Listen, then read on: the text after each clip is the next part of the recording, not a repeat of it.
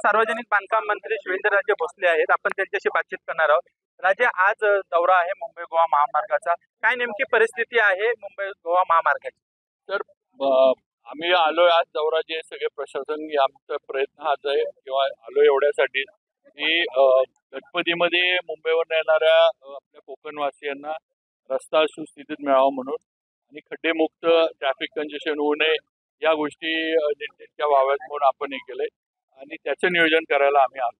आता जवळपास पाहिलात तर आपण पलसपेपासून इंदापूरपर्यंत बऱ्यापैकी रस्ता झालेला आहे. मात्र महत्वाचा जो आहे तो माणगावचा बायपास, ज्याने वाहतूक कोंडीला फार त्रास जो आहे तो प्रवाशांना होतो. तर त्याबद्दल काय मार्ग काढणार आहे? तर माणगाव आणि इंदापूर बायपास याचं टेंडर जरा उशीर झाला कारण पूर्वीचा कॉन्ट्रॅक्टर त्याला काढलं, नवीन टेंडर झाले, आता नवीन एजन्सी आली.